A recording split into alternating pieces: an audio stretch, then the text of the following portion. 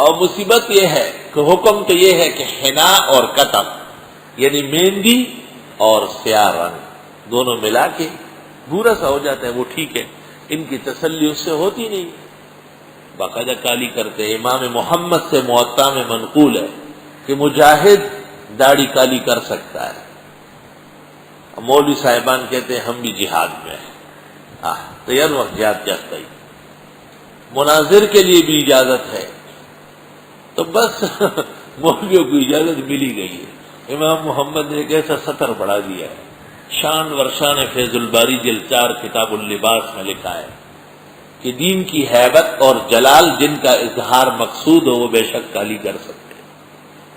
ایک بڑے عالم نے مکہ مکرمہ میں مجھے کہا کہ میں کالی نہیں کرنا چاہتا، نہ رنگ لگانا چاہتا ہوں، لیکن حدیث میں ہے غیر الشیب، سفید بال تو بدل دو، کیا کروں؟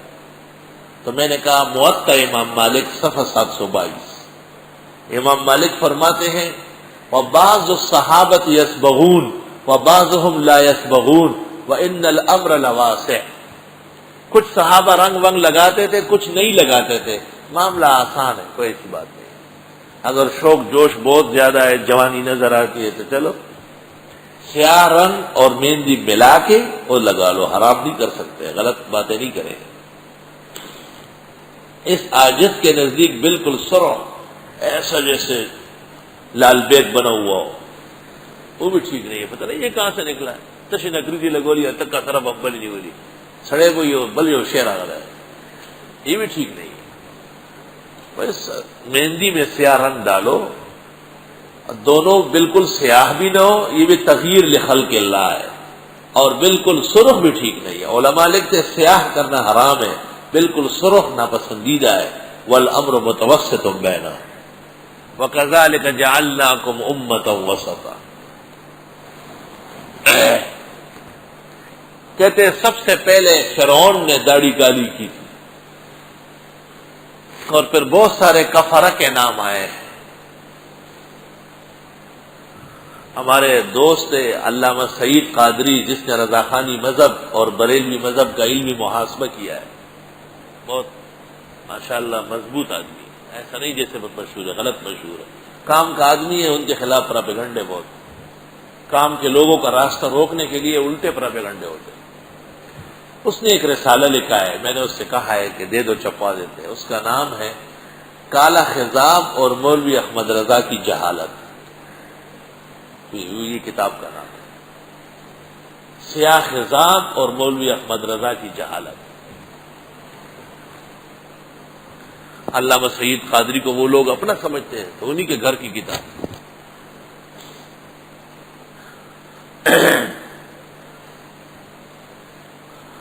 مالک یوم الدین، قیامت کا دن برحق ہے، تو ایک قیامت اپنی موت ہے قیامت صغریٰ، اور دوسرا عزیز و اقارب احباب کی موت ہے۔ اللہ اللہ، امام محمد اور امام کسائی ایک دن میں فوت ہوئے، تو ہارون رشید نے کہا کہ دفن العلم والنحو والعربیۃ فی یوم واحد، ہم نے علم اور عربی ایک دن میں دفنا دیا۔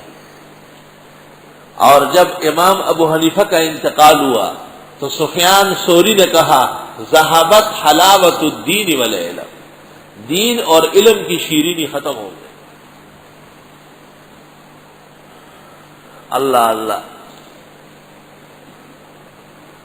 اس عاجز اور فقیر کے نزدیک ہماری زندگی میں جو تکلیف کے اوقات آئے ہیں، ان میں دو بزرگوں کی موت، ایک حضرت الاستاذ مولانا یوسف بنوری مرحوم کی موت بہت صدمے کا باعث تھی، کیونکہ میں ان سے حدیث پڑھنے آیا تھا، صرف 13 اسباق بخاری کے پڑھے اور حضرت کا وصال ہو گیا۔ اور دوسری موت پھر فقیہ الامہ حضرت اقدس مولانا مفتی محمود صاحب کی تھی، وہ تو پھر میں یہاں آ چکا تھا اور پڑھانے لگا تھا۔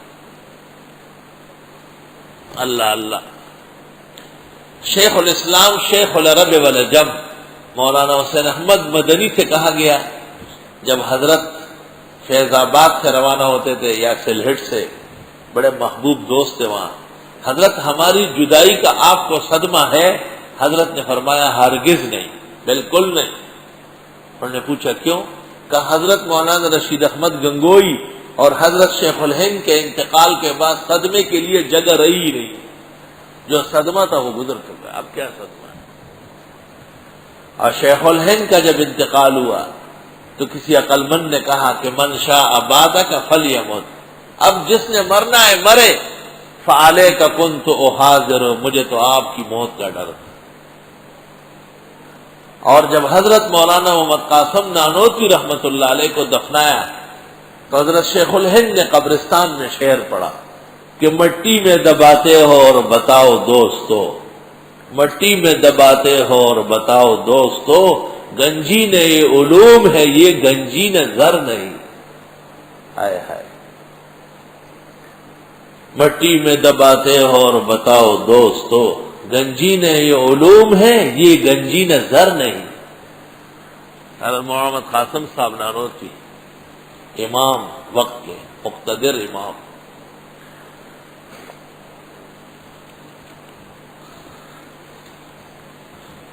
اللہ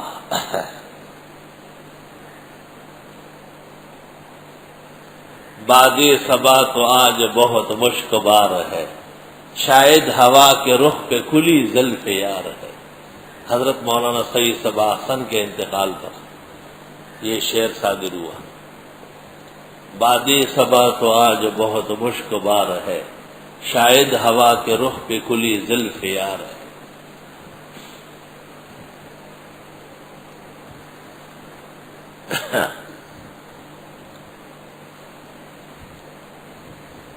الحمدللہ رب العالمین الرحمن الرحیم مالک یوم الدین۔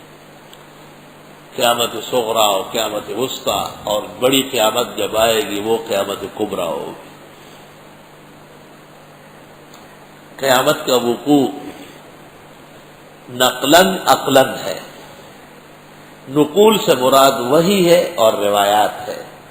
وہی خداوندی کا فیصلہ ہے کہ یہ دنیا عارضی اور مجازی ہے اور اصل حساب کتاب کی جگہ وہ یوم الآخرت ہے، اور عقل یہ تقاضا کرتی ہے کہ اس زندگی کے اختتام پر پھر حساب ہو، کیونکہ ہم دیکھتے ہیں کہ ایک ظالم ظلم کرتا ہے اور مظلوم اس کے نیچے پٹتا ہے، اور ظالم کو ظلم سے کی سزا دینے والا کوئی نہیں آیا، اور مظلوم کے سر پر دست تسلی رکھنے والا کوئی نہیں آیا۔